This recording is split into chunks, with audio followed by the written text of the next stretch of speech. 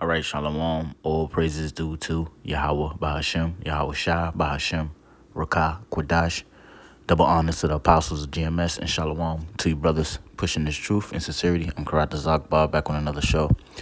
And this show will be going into the scriptures showing how the kingdom of heaven, which is going to be on earth, the kingdom is only for the nation of Israel.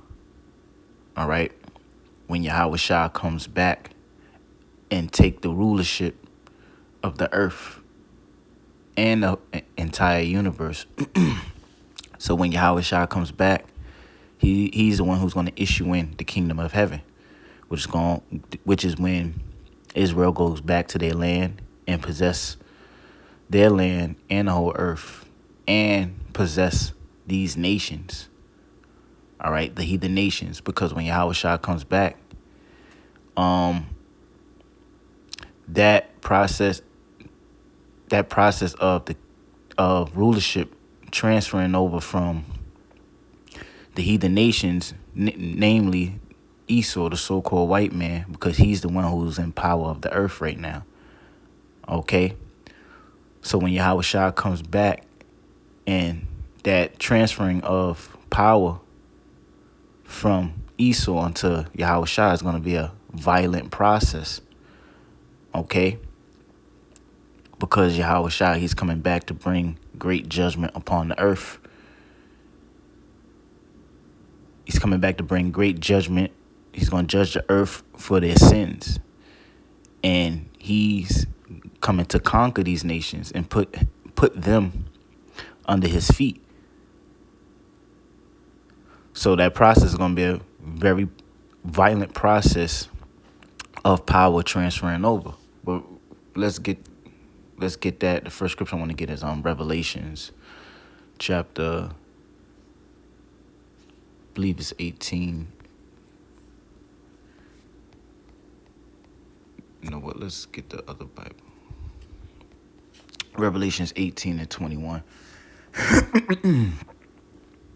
Revelations 18 to 21, and it reads, "A mighty angel took up a stone like a great millstone and cast it into the sea." Yeah, so it says a mighty angel took a stone like a great millstone. So that stone that's like a great millstone is a representation of a ICBM thermonuclear missile. Okay? Because in this upcoming Third World War, ultimately the Most High is the one who has the power over this war. Okay, and he's using his angels to control these nations to fight. So the time is going to come where the Most High, he's going to use his angels to put the spirit on, namely the Russians and those neighboring allies on the other side of the world, to what? You're going to put the spirit in them nations to what? Push the button to launch missiles. And the target is America, a.k.a. Babylon. All right? So let's read it again. It says, "And a mighty angel took up a stone like a great millstone and cast it into the sea, saying," and it said cast into the sea. We know that the sea represents the people. Okay? So that stone is going to pretty much, which is that missile, is going to burn these people up on the side of the earth. It's a saying, "Thus with violence shall that great city Babylon be thrown down. It shall be found no more at all." Yeah, so it says, "Thus with violence shall that great city Babylon be thrown down." And the Babylon represents America. So America is going to go out with violence, and that violence is ultimately going to be by thermonuclear fire. Because America has to go out by violence. Why? Because America was built up by violence, okay? Or for the bloodshed of what? Or for who? The children of Israel, which you so-called Negroes, Latinos, Native Americans. all right? Because Esau, how did he get this land? He slaughtered the tribes of Israel. He slaughtered the natives, which are the tribes of Reuben and Seminole Indians, and Issachar, the Mexican Indians. So he slaughtered those tribes to obtain this land. And then he brought the tribes of Judah, Benjamin, and Levi, all right, which are you so-called Negroes, West Indians and Haitians. He brought them over here on cargo slave ships and put us in captivity, where America was built up. So this place was built up off of violence. So, the scriptures say eye for eye, tooth for a tooth. Whosoever sheddeth blood by man's hand shall his blood be shed. You sow what you reap. So you look at read scriptures like that. So it only makes sense that, look, America was built up by violence. So it have to be overthrown by violence. Okay? And the Most High is not a man that he shall lie. So from there,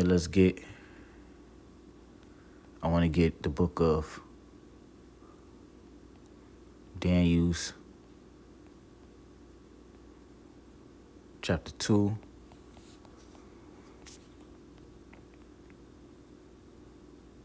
Let's read verse 44. And in the days of these kings shall the God of heaven set up a kingdom. Yeah, so in the days of these kings shall the God of heaven set up a kingdom. And that kingdom is talking about the kingdom of heaven, which is Yahweh Shah's kingdom. Okay, when Yahweh Shah return, makes his second coming to what? Rule the earth. And it says in the days of those kings. All right, when you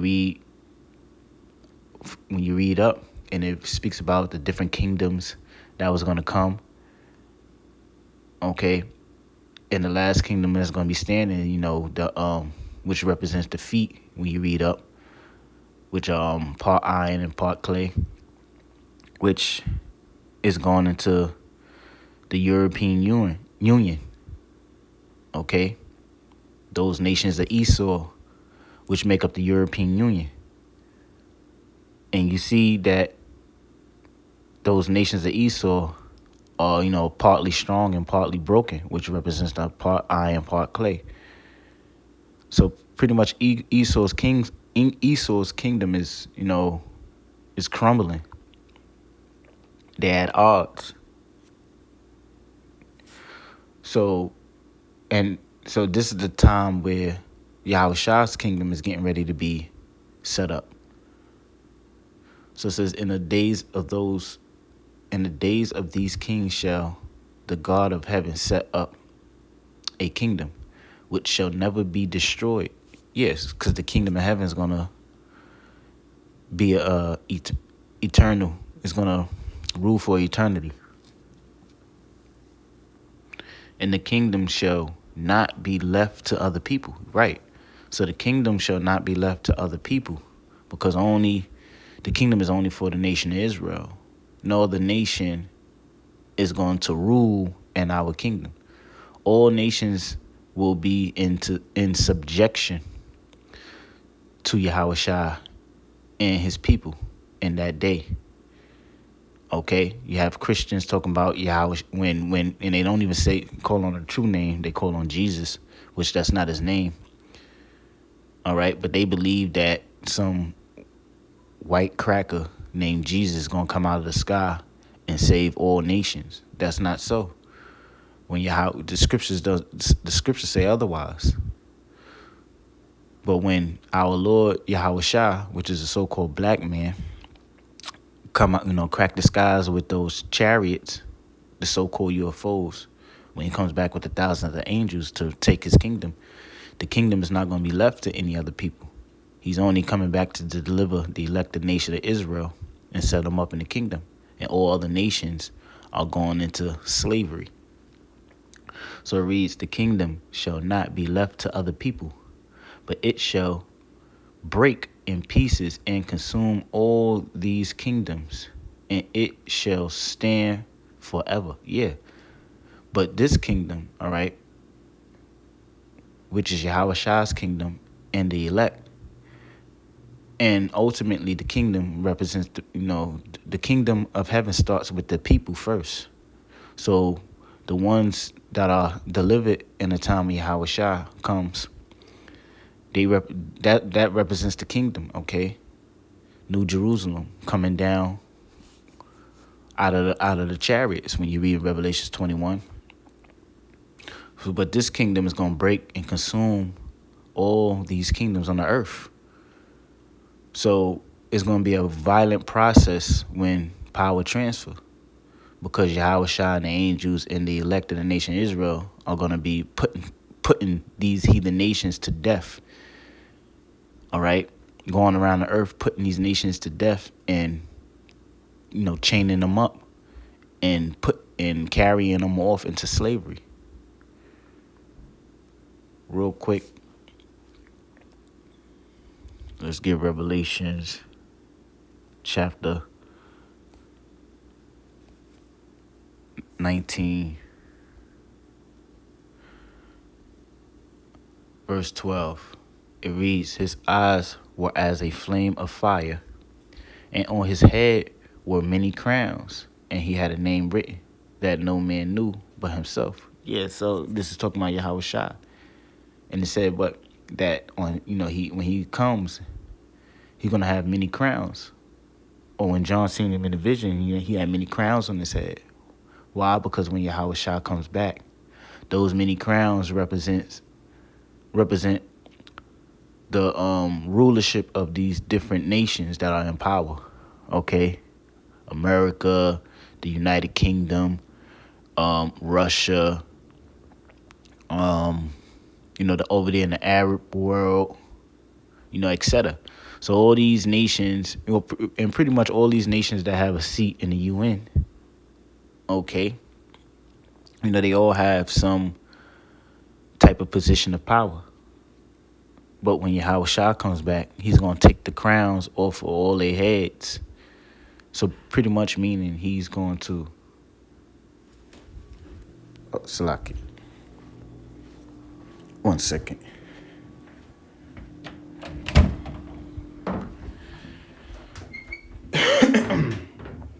Salakia. So pretty much meaning he's going to take down all these heathen nations and put them under subjection.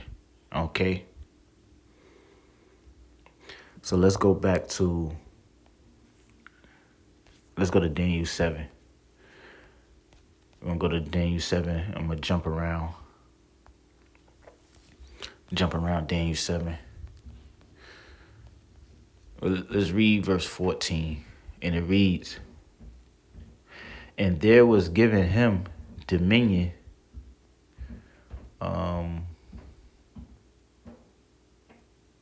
Let's start from 13. "And I saw in a night vision, and behold, one like the Son of Man came with the clouds of heaven, and came to the Ancient of Days, and they brought him near before him. And there, so this is Yahweh Shah represent the Son of Man, and the Ancient of Days is the Most High. Okay. And there was given him dominion and glory and a kingdom, that all people, nations, and languages shall serve him." Yeah, so all people, nations, and languages is going to serve Yahweh Shah. All right? And that's going to be in a way of servitude, okay? In a way of being slaves. So it says, "In the kingdom that all people, nations, and languages shall serve him. His dominion is an everlasting dominion, which shall not pass away, and his kingdom that which shall not be destroyed." So Yahweh Shah's kingdom, which is the kingdom of heaven, is going to be an everlasting kingdom and never be destroyed. Well, let's jump to verse 18. Verse 18. "But the saints of the Most High shall take the kingdom and possess the kingdom forever, even forever and ever. Yeah, so it says, but the saints of the Most High shall take the kingdom. All right, showing you who's going to possess the kingdom with Yahweh Shai. So who are the saints? Israel. Let's get the book of Psalms, chapter 50.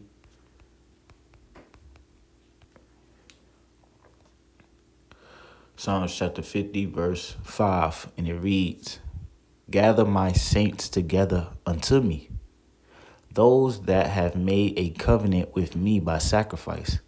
Yeah, so that proves who the saints are. The saints are Israelites, you so-called Negroes, Latinos, and Native Americans. Okay, I read it again. It says, gather my saints unto me, those that have made a covenant with me by sacrifice. Yeah, so the saints, gather the saints into the Most High. Those that made a sacrifice, those that made a sacrifice with me by, those that made a covenant with me by sacrifice. And who made a covenant with the Most High by sacrifice? Israel. Okay, going back to you reading Exodus and Moses getting the laws. So, you know, the Most High, he made a covenant with the nation of Israel and no other nation. All right. So those who are the saints. All right. And the saints meaning, holy. So, and the Most High chosen who? Israel to be a holy people unto himself. Okay. Those were the ones that were sanctified. So let's go back to Daniel's chapter 7. I'm going to read one more verse and end it. I'm going to jump to verse. Let's jump to verse 27. And it reads, and the kingdom and dominion and the greatness of the kingdom under the whole heaven shall be given to the people of the saints of the Most High, whose kingdom is an everlasting kingdom, and all dominions shall serve and obey him. Yeah, that's right. So the kingdom of heaven is going to be given to the people of the Most High, which are the Israelites, who are the saints, what we just proved. All right. And it says, whose kingdom shall be an everlasting kingdom, because the kingdom of heaven is going to be is an everlasting rulership. And it reads, all dominions shall serve and obey him. Yeah, so all these other dominions is going to serve and obey Yahweh Shai. All right. And that goes on down from the principalities, the angels, the demons, the spirits, okay, on down to what? These nations that have ruled. They all going to serve Yahweh Shai, okay? And going to have to serve the people of the Lord. So no other nation is going to be ruling when Yahweh Shai comes back. Only the nation of Israel. Okay?